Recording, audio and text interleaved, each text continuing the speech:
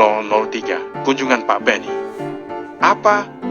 Shh, pelankan suaramu, ketegur Alena yang dengan cepat langsung membekap mulut Lea menggunakan telapak tangannya. Bagaimana kalau suaramu itu terdengar oleh ayah dan ibuku? Lea akhirnya menatap Alena dengan tatapan memohon maaf hingga Alena pun melepaskan bekapnya dan duduk di tempat semula. Kali ini Lea tidak tahu harus mengatakan apa di depan Alena. Karena sebenarnya ia sudah tahu bahwa salah satu alasan Alena dipindahkan di desanya lantaran alasan yang baru saja dikatakan oleh Alena juga. Alasan yang ternyata bukanlah sebatas rumor atau dugaan belaka. Itu benar-benar asli. Apa aku kabur saja, ya? Ujar Alena sambil melamunkan cara-cara terbaik untuk menghindari Pak Benny. Kabur? Mau kabur kemana? Tanya Lea. Ibu kota? Lea melotot kaget. Dan ia tidak bisa menahan keterkejutannya itu lebih lama lagi. Kamu sudah gila? Ibu kota kan tempat yang keras.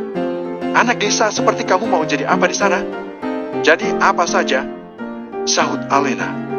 Yang penting bukan menjadi orang yang menghasilkan uang dari pekerjaan kotor. Lea menggeleng-gelengkan kepalanya. Tak habis pikir.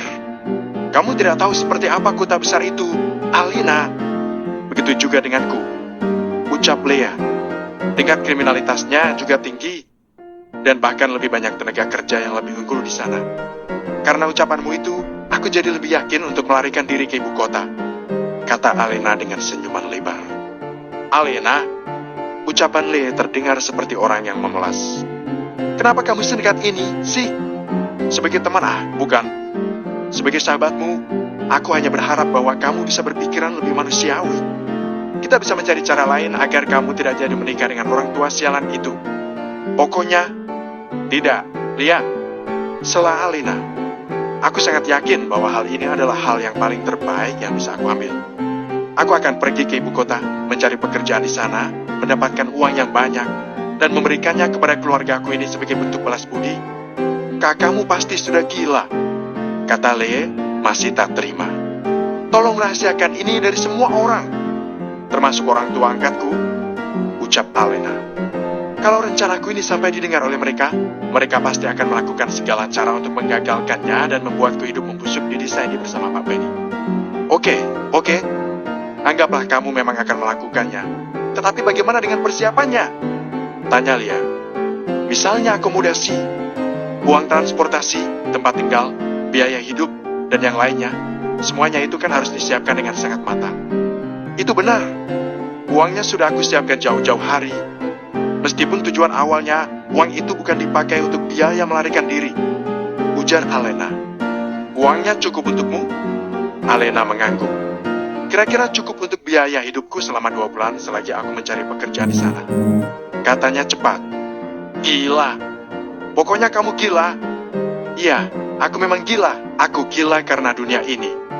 Balas Alena dengan ungkapan yang terdengar menyedihkan.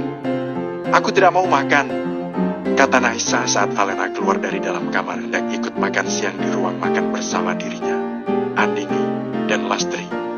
Kenapa? Tadi katanya kamu lapar. Lastri langsung menatap Naisa dengan tatapan penuh rasa bingung.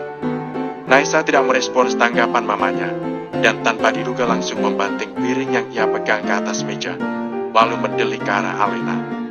Sekarang tidak, katanya ketus, lalu masuk ke dalam kamar sebagai bentuk protes dirinya kepada Alena. Nak, Andini sendiri ikut melepas alat makannya dan mengikuti Naisa dengan mengekor di belakangnya. Sepertinya ia berada di pihak Naisa ketimbang di pihak Alena. Suasana di ruang makan kecil yang ditinggalkan oleh Naisa dan Andini langsung menjadi sangat mencekam lantaran tatapan tajam Lastri yang dihadiahkan olehnya untuk Alena.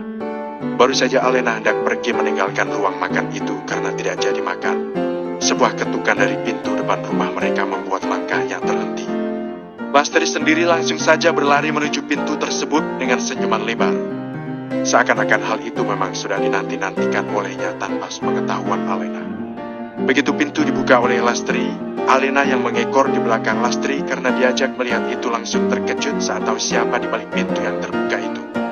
Demi Tuhan, rasanya Alena ingin langsung berteriak dan pergi melarikan diri meninggalkan tempat itu tanpa basa-basi. Ya ampun, saya tidak menyangka jika Pak Benny akan datang ke sini lagi. ucap Lastri dengan tawa yang terdengar sumbang. Padahal seharusnya saya yang datang menemui Bapak bersama dengan Alena untuk memberikan jawaban atas lamaran Bapak. Silakan masuk, Pak. Pak Benny, seorang yang hendak mempersunting Alena itu pun tertawa seraya masuk ke dalam rumah mereka. Santai saja, Bu Lastri. Saya kesini karena sudah tidak sabar mendengar jawaban dari lamaran saya. Apalagi, saya tidak sempat melihat Dik Alena pada saat itu. Syukurlah saya bisa melihatnya sekarang. Tatapan genit Pak Benny membuat Alena sangat ingin memasang tampang jijik. Namun Alena tak ingin melakukan hal itu karena sesuatu yang buruk bisa saja terjadi tanpa diduga olehnya jika ia melakukannya. Sekarang, Alena tahu bahwa ia harus berpikir dan bertindak lebih bijak dari sebelumnya.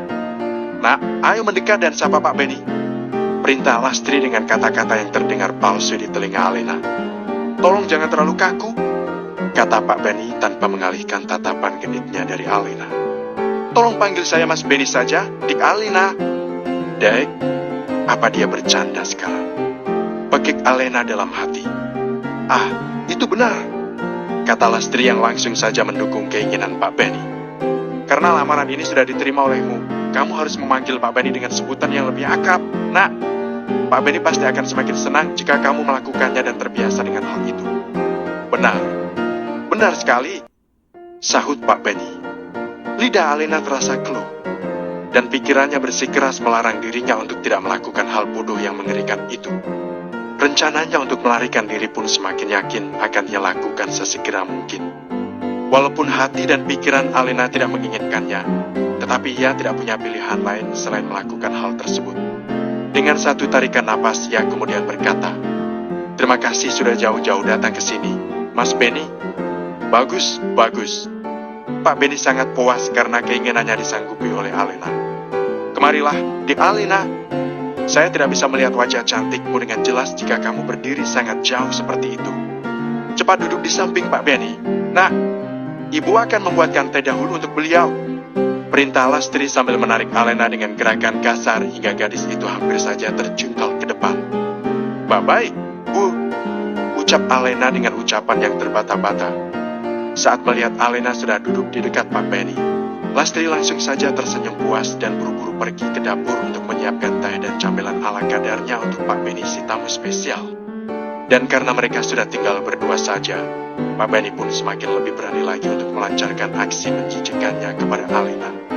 "Di Alena, kenapa duduknya jauh sekali? Ayo duduk di samping saya," ajak Pak Benny seraya menepuk-nepuk bagian kursi kayu panjang yang kosong di sampingnya saat melihat Alena duduk di kursi kecil yang jauh darinya. "Tapi, sebentar lagi kan kita akan segera menikah. Makanya sekaranglah saatnya bagi kita untuk memahami satu sama lain. Dik Alena," ucap Pak Benny. "Dik Alena tidak perlu takut dan duduk saja di samping saya dengan tenang." Alena akhirnya menyanggupi keinginan Pak Benny dengan duduk di samping lelaki tua yang usianya sudah hampir menyentuh kepala 7 itu tanpa mengatakan apa-apa. Dan tanpa diduga, Pak Benny langsung meraih tangan Alena tanpa permisi, lalu mengelus-elusnya secara perlahan. Tentu saja hal itu membuat Alena yang belum pernah disentuh seperti itu oleh laki-laki manapun di dunia ini menjadi syok. Ia dengan cepat ingin menarik tangannya dari laki-laki tua itu. Namun Pak Benny yang ternyata sudah menduga bahwa Alena akan merespon seperti itu pun langsung menahan tangan Alena agar Alena tidak bisa lepas darinya. Selain karena tindakannya yang selalu tidak senonoh, Alena juga tidak suka pada Pak Benny karena bau nikotin yang pekat menempel pada tubuh laki-laki tua berperut buncit itu. Tentu saja Alena tidak suka laki-laki perokok berat seperti Pak Benny. "Tidak boleh begitu, Dik Alena. Saya tahu kalau kamu adalah gadis yang baik dan belum pernah menjalin hubungan dengan lelaki manapun di desa ini," kata Pak Benny. "Maka dari itu saya akan mengajarkan sedikit arti dari sentuhan lelaki kepada dirimu. Sepertinya ini terlalu cepat untuk dilakukan," kata Alena sambil menahan rasa muak di hatinya. "Ini hanya pegangan tangan saja, Dik Alena. Saya tidak akan melakukan hal yang lebih dari ini," bisik Pak Benny. "Lebih tepatnya, belum." "Pak, Mas," ralat Pak Benny dengan nada yang agak menekan. "Panggil saya dengan sebutan." Celak. Suara cangkir yang terbentur dengan sesuatu dari arah dapur membuat Pak Benny berhenti menggoda Alena dan melepaskan tangan gadis itu.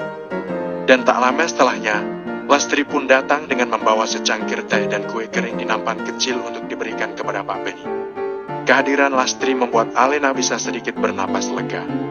Ia kemudian menjaga jarak dari Pak Benny dengan bergerak ke samping secara natural. "Maaf, ya, Anda pasti sudah menunggu sangat lama," kata Lastri seraya meletakkan cangkir teh dan piring berisi kue kering tersebut di atas meja. "Tidak perlu sampai meminta maaf seperti itu. Santai saja, Bu Lastri," ucap Pak Benny dengan senyuman lebar. "Saya sangat senang karena sempat melakukan pendekatan dengan Dik Alena saat Bu Lastri berada di dapur.